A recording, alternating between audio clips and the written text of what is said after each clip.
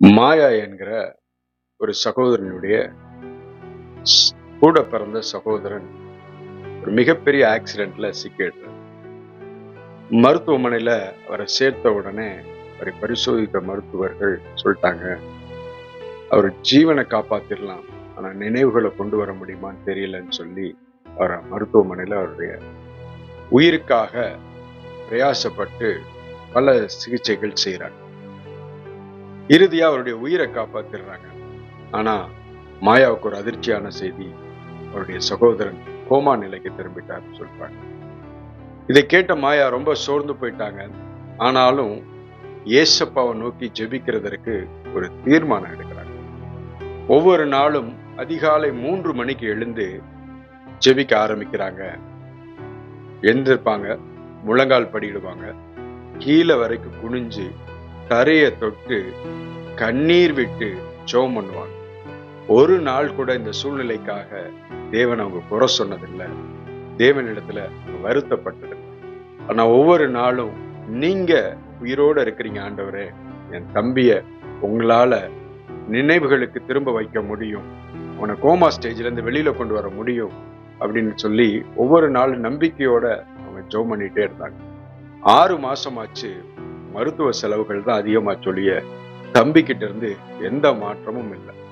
ஒவ்வொரு நாளும் 6 மாசமும் அதிகாலை 3 மணிக்கு எழுந்து ஜெபித்து கொண்டே இருந்த அந்த மாயாவுக்கு ஒரு நாள் கூட சோர்வு உண்டாகவே இல்லை.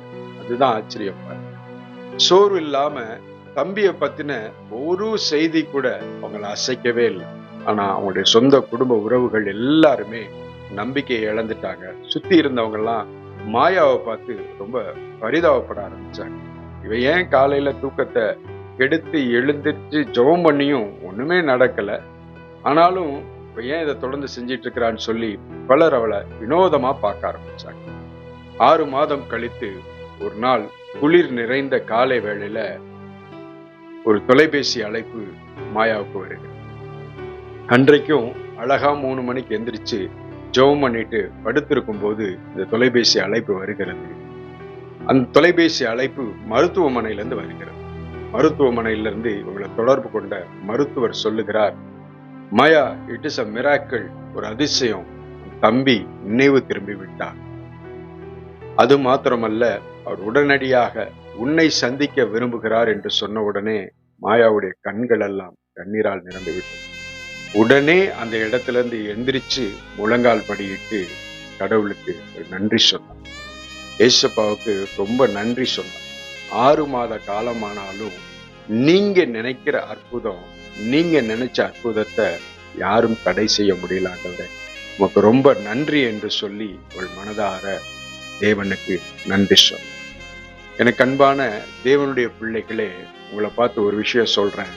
ஒரு காரியத்துக்காக நீங்க எவ்வளவு நாள் ஜெபம் பண்ணாலும், அந்த காரியம் எவ்வளவு தாமதமா உங்களுடைய பார்வைக்கு தெரிஞ்சாலும், கர்த்தர் ஒரு நாளும் லேட்டா கிரியை செய்கிறவர் அல்ல. உங்களுடைய ஜெபம் என்பது ஒரு விதை. அந்த விதை வளர்ந்து ஒரு நாள் அற்புதமான ஒரு வெளிப்பாட்டை இந்த பூமிக்கு கொண்டு வரும், அற்புதமான சாட்சிய இந்த பூமிக்கு கொண்டு வரும். கடவுள் தாமதமாய் இருக்கிறார் என்று நீ நினைக்கிற ஒவ்வொரு காரியமும் உன்னுடைய வாழ்க்கையில அது மிகப்பெரிய சாட்சியை கொண்டு வரும். மாயாவுடைய லைஃப்ல நிறைய பேர் சொன்னாங்க இது வேஸ்டான பிரேயர்னு. ஆனா ஒரு நாள் கூட 3 மணிக்கு எழுந்து ஜெபிக்கிறதுல அவள் தவறல. ஒரு நாள் கூட கர்த்தரை குறை சொல்லல. வேதம் சொல்லுகிறது, ரோமர் 12:12 சொல்லுது, சோர்ந்து போகாமல் ஜெபம் பண்ணுங்கன்னு சொல்லுது. யோவான் 11:40 சொல்லுது, நீ விசுவாசித்தால் தேவனுடைய மகிமையை காண்பாய் என்று சொல்லுது. அதனால எந்த சூழ்நிலையிலையும் உங்களுடைய விண்ணப்பத்தை தேவனிடத்துல தெரியப்படுத்திட்டீங்கன்னா அதற்கு பதில் வரலன்னு சொல்லி சோர்ந்து போகாதீங்க. உங்கள் ஜெபத்தை நிறுத்தாதீங்க. கர்த்தர் ஒரு நாள் வைத்திருப்பார், ஒரு நேரம் வைத்திருப்பார். அந்த நேரத்துல அந்த காரியத்தை நடத்தும் போது அவருடைய நாம மகிமை பயங்கரமா விளங்கும். அது மாத்திரமல்ல, நீ ஒரு அற்புதமான சாட்சியாக அநேகருக்கு தெரியப்படுவாய். மாயா 6 மாசம் காத்திருந்து ஒரு நாள் விடாம ஜெபம் பண்றப்ப மாயாவுடைய இருதயத்துல எவ்வளவு விசுவாசம் இருந்திருக்கும். உங்களை பார்த்து சொல்றேன், உங்கள் இருதயத்துல ஒரு வைராக்கியத்தோடு உங்களுடைய ஜெபத்தை நிறுத்தாம தொடர்ந்து செஞ்சு பாருங்க. கர்த்தர் உன் கூட நின்னு செய்கிற காரியம் பயங்கரமா இருக்கும் என்கிற சாட்சிய நீ கேள்விப்படுவ. ஏன்னா ஆண்டவர் உன் மேல வச்சிருக்கிற ஒரு தரிசனம் அது அநேகர் மேல வைக்காத ஒரு தரிசனம். உன் மேல வச்சிருக்கிற அழைப்பு அது அநேகர் மேல வைக்காத அழைப்பு. நீ ஆண்டவருக்கு ரொம்ப ஸ்பெஷல்னா உன்னை பெரிய சாட்சியாக நிறுத்துவதற்கு சில கடினமான பாதைகள்ல கூட ஆண்டவர் நடத்துவார். அது உனக்கு கடினமாய் தெரியலாம். ஆனா அந்த கடினத்து நிமித்தம் நீ சோர்ந்து போகாத. ஆண்டவர் உன் கூட தான் இருக்கிறார். அவர் நிச்சயமாய் உன்னை வெற்றியை காண பண்ணுவார்.